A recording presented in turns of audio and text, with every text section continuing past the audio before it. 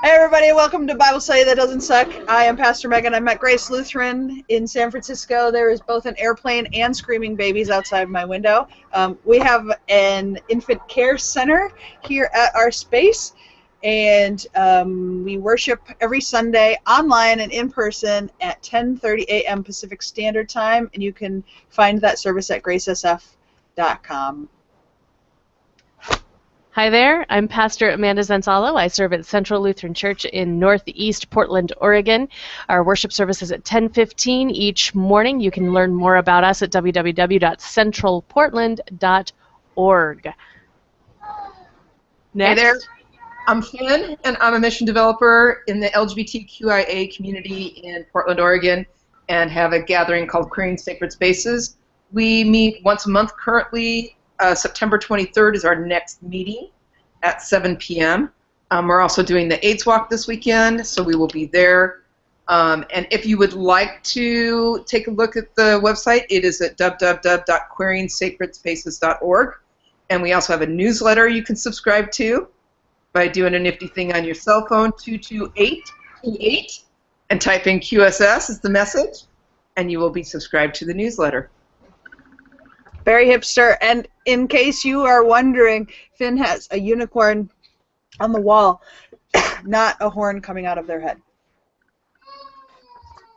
In case you're wondering. Okay, so two of the choices of readings for this week, which the texts are down here, each, if you're not familiar with the way the church readings happen for people who are using the lectionary is a fancy word for a 3-year cycle of readings, and some of those cycles of readings have choices. And this week, one of the choices is between a psalm and the song, or the Wisdom of Solomon.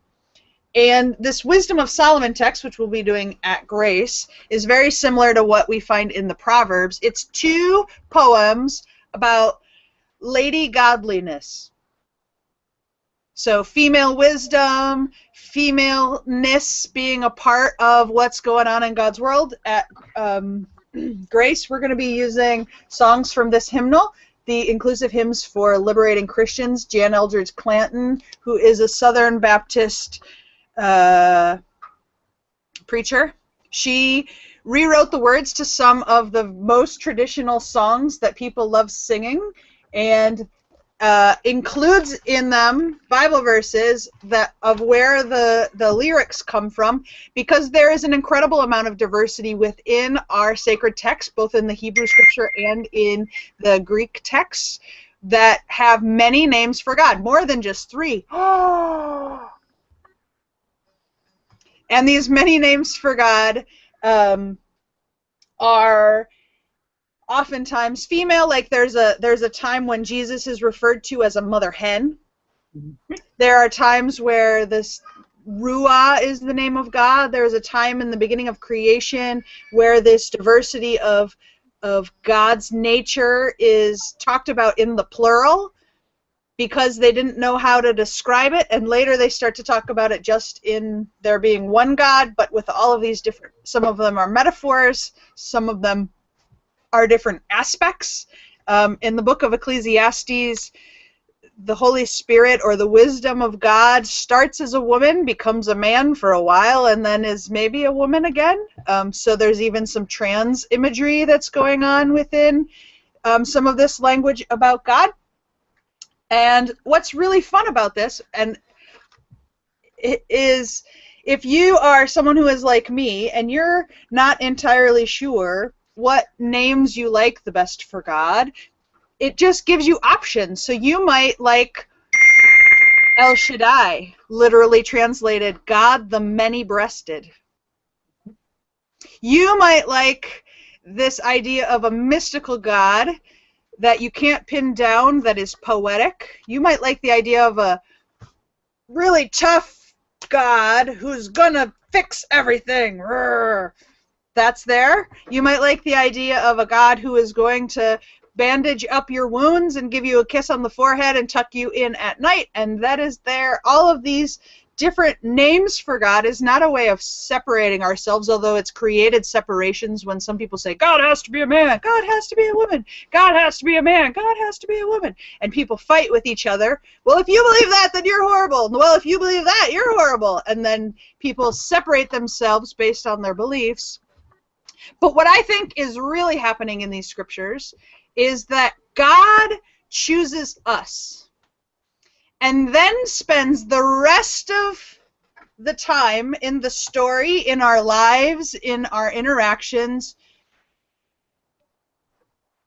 trying to find ways to be in relationship to us. So if you've ever been partnered or had someone you've dated and you have tried really hard to say the thing you mean so that your partner knows you love them when you say it, like you always loved them, but the way you said it at first, they didn't think meant that you loved them. And then you find new ways to craft that same sentence or that same sentiment to say it in the way that your partner knows that they are loved.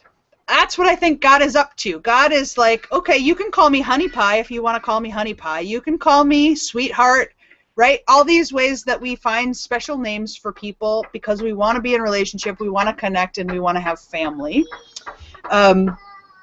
The other thing I'll say about these texts from a justice standpoint is that of all of the things that people have been like, you can't be a pastor because of blah, blah, blah, blah, blah, right, and the back and forth that I've experienced from colleagues, from people who write anonymous letters, from Twitter, from whatever, the most upset and angry people have been the ones who have known that my ordination happened at a place called Her Church. And so even the people who were like, you're gay, you can't be a part of God's life, which they were lying when they said that, even those people would just use that as an excuse to talk about the fact that I was at Her Church. And it was one of the 4 congregations that had called me, and they were very diverse congregations. One of the 4 only used male language for God. One only uses señor because they speak in Spanish, and one uses gender-neutral fluid language because they're an LGBT congregation. And I think my ordination might be the only thing in the entire world forever they will ever agree on. But because part of my call came from Her Church and from this female language, it made people really, really, really, really, really mad. And that's not okay. We need to find ways to embrace all of the aspects of God because it's only fair. God has said, no matter how much we fuck it up, God didn't use those words, sorry, Grandma, but God says no matter how much we fuck it up, God's still going to love us and still be in relationship with us. And isn't it the least we could do to love some of the multifaceted parts of God? It's literally the least we could do. But the good news is, even if we can't figure it out, even if we only love God's toenail and don't like God's elbows, God's still going to stay in relationship with us. So that's what I have to say about those texts. Finn, you look like you're going to burst out of the seams if we don't let you talk. No, I'm enjoying your rhetoric. I'm enjoying the toenail, loving at least the toenail, and maybe looking at the elbow to see what else might be there, because I think that maybe we only can take in a little bit of God at a time, and digesting the whole thing would be a bit overwhelming. Just saying. So, and the multiple images of God is surprising, I think, to a lot of people when they've been raised on there is one image of God, and that is God the Father, and that when that challenges people in a way that it's like, no, I never heard that in my church. I never heard that there were other images. That can't be. And then you start going through things, and you're like, no, there's El Shaddai. There is just El. There's the Yahweh. I am what I am. Right? I am what I am. My God. I am what I am. I am what I am. There's, the creator image. There's the lover image. There's all sorts of images. There's the, wrathful God, and that's, it's all of those different images are all true. I know we don't like the wrathful God, but it exists there a lot. I like it when God hates the same people I do. Of course. Of course.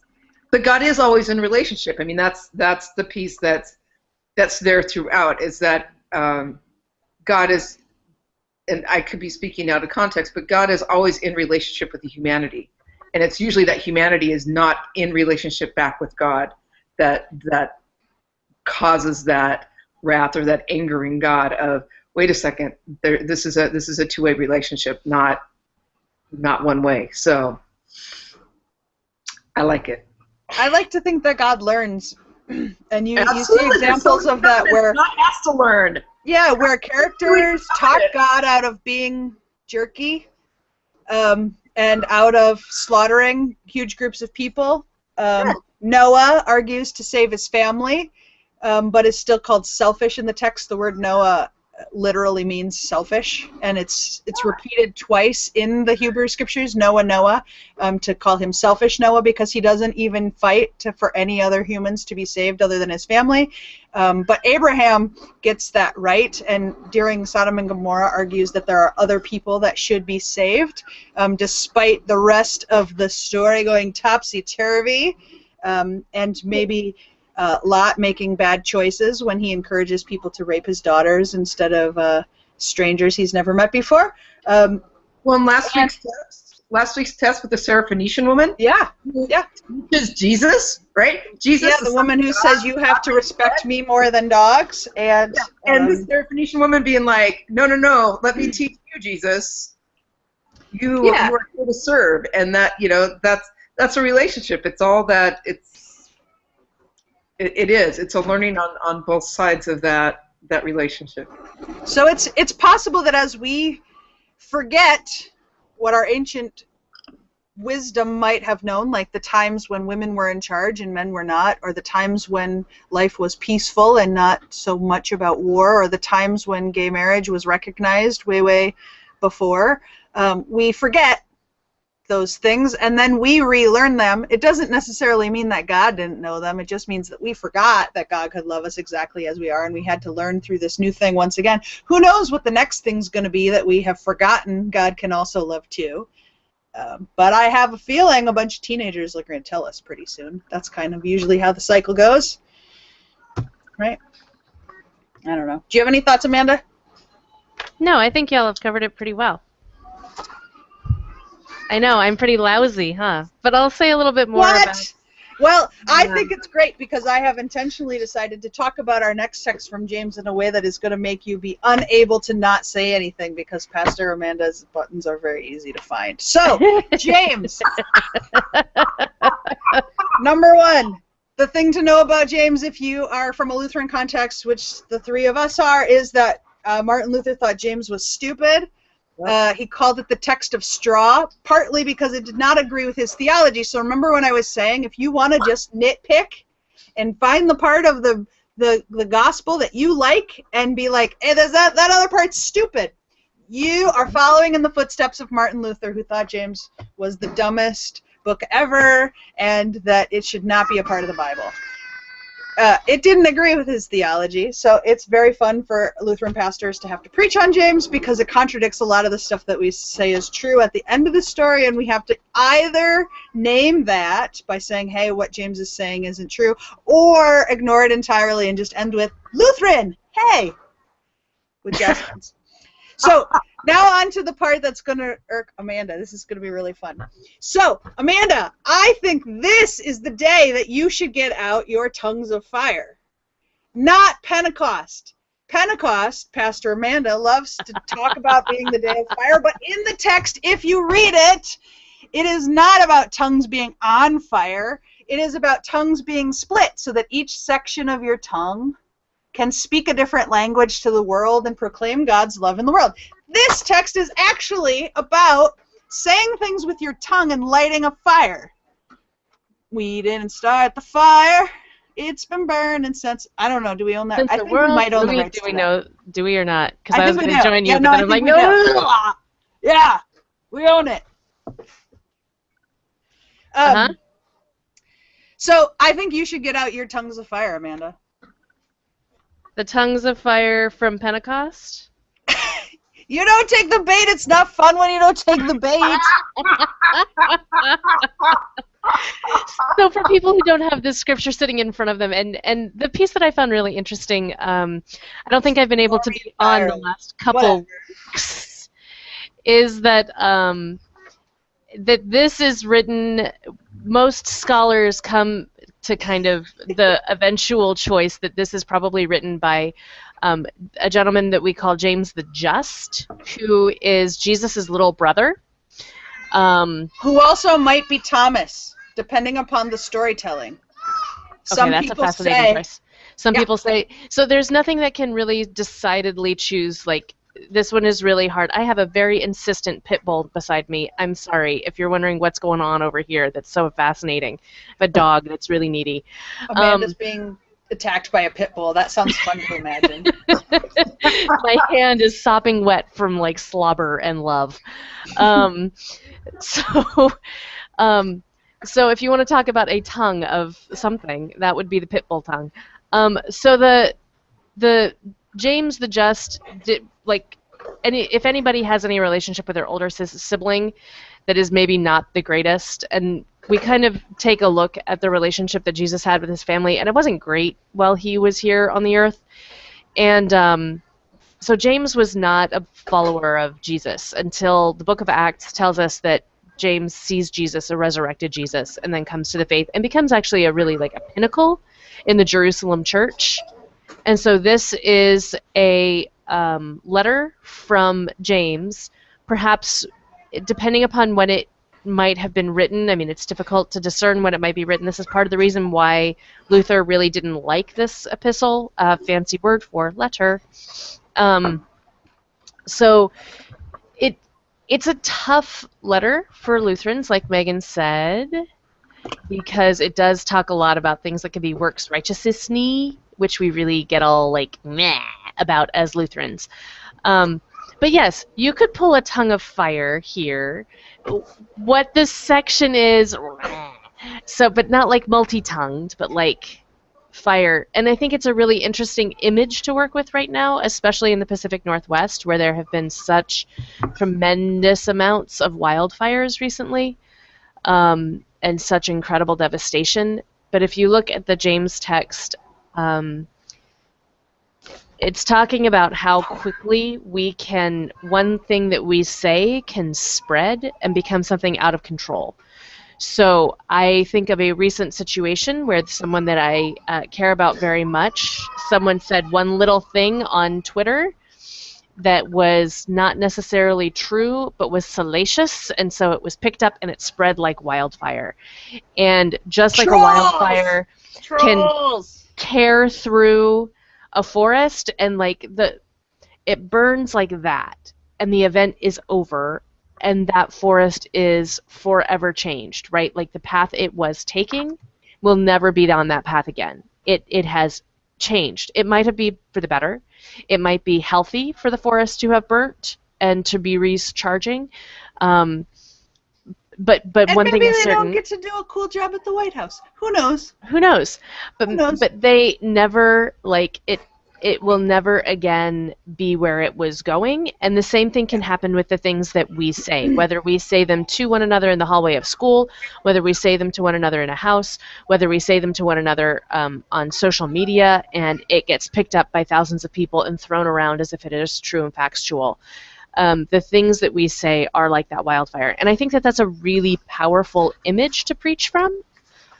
I don't know that we need one more text that's like, watch your tongues, Christians. You shouldn't say stupid things. Stop sucking. Stupid things. Don't be mean. Like, I think we do. I think we need a million more texts about that. But by the by, when you say dumb things, it causes harm in the world. Yeah. Right? Every single night, I text out that when people say XYZ rule means that God can't love you, they're lying. And over the last 2 weeks, I've gained 100 Twitter followers because people need to hear that. And almost every day, a pastor forwards that to someone who needed to hear it, because I think we need a million more texts that say, stop being jerks. And I mean me too, like, because I say I can be sharp-tongued. right? Yeah. I think we all can be Blame it. sharp-tongued. And sometimes the sharpness of our tongue is by saying a direct thing. Sometimes the sharpness of our tongue is by being so very passively passive. Meh. And sometimes the sharpness of our tongue is by, like, not even acknowledging other people. Like, if you've had something really cool happen and no one said congratulations, that sometimes stings even more. Trolls and bullies, you're horrible. Stop it. Finn, So- you were flipping out over there. Yeah. I am flipping out over here. So, I have this thing about voice lately, and what our voice is given to us for, and what we're called to use that voice to do. And this may or may not go anything with this text. As a matter of fact, it's probably in not in conjunction with this text, but Perfect. You're like Luther. is that so one of the things, and if we can talk about our current context today is I can sit here in my safe little house and type away on my keyboard as much as I want and say all these mean, cruel things that will never, ever come back to me. And because I can be anonymous, I can be a million miles away, I'm not going to have that relationship immediately with that person. But on the other hand, and so, yes, I get that, be careful with what you say, don't say hateful things, all that stuff. But at the same time, my experience and my own bit of frustration in the world is when we sit so passively by and watch things happen and say nothing. Because either one, as a queer Christian, it's really hard to come out as a queer Christian. And it's hard to say within my community, this is my belief, and I'm speaking out from my belief because my belief system says I speak out for the marginalized and the oppressed. And that's our calling, is just in general. And I think sometimes we get so passive that we take that language of don't speak and only let certain people speak, that we end up not speaking at all the truth when we're face to face with people. And so if we take this to our current context of, watch what you say when you're online, because it's so hard to have that. But damn it, when you're confronted with a situation that needs to be spoke out about, or you're in a relationship and in a conversation with somebody, again, watch your tongue, but wow, don't just sit there passive. I was at a thing last night and someone said, where are all the people of color? Why aren't they here to have a conversation with us? Mm-hmm. I mean, we're such great people for showing up at this race talk. Why are they not here? And it was like, oh my gosh, I can't. I'm glad you said that. And here's how where are you in contact with people of color? What conversations are you having, and what are you doing to educate yourself so that you don't say dumb shit stuff like that? Well, and sometimes we have our work to do, right? Yes. The people who showed up were the ones who had work to do. And sometimes we might feel like if we are a part of a minority group, like if we're gay or trans, that anytime someone ever needs to learn about gay or trans stuff, we have to be the one who does the teaching. But it can be incredibly painful to sit through some of those really tough questions that people need on their road to tolerance and on their road to acceptance, and then on their way to not thinking they need to study you anymore. That doesn't mean we have to show up to teach everybody that work. We live in a world of Google. You can find a lot of information from reputable places. And that doesn't mean we don't do our work just because someone else doesn't show up to be the teacher for us. We have to take initiative. One of the things that might help with your dilemma, Finn, is one of the difficulties with the way this text was cut and paste out of the longer letter is it loses the context.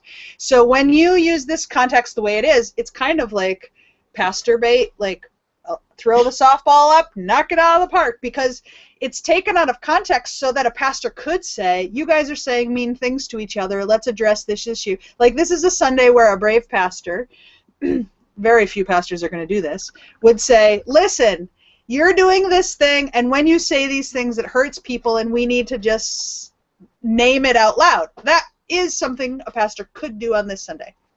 I'm doing Lady God Jesus Sunday, right? So I'm not doing it either. But because it's cut in place like this, it's made to be more universal, because you can come up with the reason that tongues hurt because it's cut out of the letter. What James specifically is talking about, if you read the entire letter, is about arrogance and about bragging, right? So it's not about name calling, it's not about racism, it's about arrogance. It's about when people say, I know better than you, and I have my best friend is Jesus, and I'm great. And this is a really interesting thing for James to write, if in fact it's James writing it, because if you wanted to be the coolest Christian ever, you could be Jesus's brother. Right? You could have actual bloodline to Jesus if you want to be the coolest Christian ever. James didn't do that. He wasn't like, yeah, I'm part of Jesus' fan club, right? He became actually more popular than Jesus. The only historical writing that exists in writing that says the word Jesus from Jesus' day is about how great James was, and about how James had some brothers, and one of his brothers was Jesus. It mentions nothing about Jesus being awesome, right? So I think knowing that James has a particular thing that he's dealing with in community is useful, but that doesn't mean that when we apply it to other circumstances, it can't also be helpful to be like, trolling is horrible, bullying is stupid, like, let's be better people. The thing that I've been noticing ever since, as Pastor Amanda talked about, people were really mean to me on Twitter. It was me. And just made up identities for me and made up things they were mad about that just, if you knew me at all, you'd know are not really possible. And what I've been thinking about since then is it's not only made me wonder how many other people are like getting unfairly targeted in hostile, inappropriate ways, but it's also made me see the ways that when we're mad about something legitimately, like the woman who wouldn't issue the gay marriage licenses and would rather go to jail than to issue gay marriages, or people who don't want to bake cakes for weddings, or whatever the thing is that you know for sure they're wrong about, we try to say, you're horrible, stop doing this horrible thing. But if you read online comments about it, if you read the rhetoric or the pictures, we are doing the exact same thing to that person, right? So that the language about Kim Davis is as horrible as what Kim Davis is up to. It vilifies her as if she's the most evil person in the world. If a politician says something stupid, like, because every moment of their day on the campaign trail is recorded and they say something stupid, it's good for us to know that these politicians said something stupid, and they might say something stupid as they represent us, and maybe how they're behaving in the political sphere is different than how they really are, or maybe they have racist tendencies and we want to find this out. But if I said the wrong thing at a party, and I spend the whole night worrying that I said the wrong thing at a party, I am so elated when I say to that person, I'm so sorry I said this thing to you at a party, and they say, it never occurred to me. I'm sorry, I don't even remember that.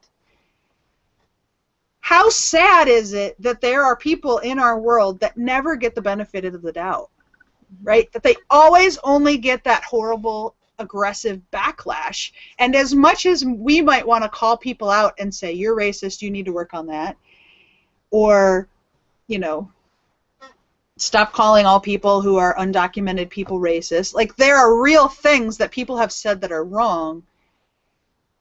There are ways that we can change the world productively, and then there's just name-calling, right? And so I'm a Lutheran, but I'm also a Lutheran that gets so much stuff done that I have to take breaks every once in a while to not overwhelm the world around me, right? So I am more like James than Martin Luther. And it's because of Martin Luther, right? Martin Luther said, because God entirely forgives you, you can go and do good things in the world and not have to worry about if you screw it up, if you say the wrong thing, or however that works. Because bottom line, most important is that God loves you, names you and claims you, forgives you. End of sentence. Right? Now, because of that, because I have that as my bottom foundation, then I can add James on top of it and get a whole crap ton of stuff done. James is reading from last Sunday that was in chapter 2 was about who the hell cares if you think if you are on the side of homeless people but you never help them get housing, or if you stand with people who are hungry but you never like offer them food. Like what's wrong with you? We've got to get some stuff done in the world. And so I think if the only thing we're doing is flinging mud at people and telling them how wrong they are, but we never do any work to solve the problem we're so mad about, then we're hypocrites and we're just as bad, and we really need to read the letter of James. I don't think you read James first. I think you read the end of Galatians first, and then you read James. So think of this as like Christianity 5.8. If you're still keeping a list like Santa Claus about who's naughty and who's nice, don't read James. Right? Yeah. Go and read something else. But if you have mastered the art of trying to not suck in the world, which we're all working on, right? And you've mastered the art of taking a step back and going, what did I just do? Why did I say that dumb thing at the racism thing, right?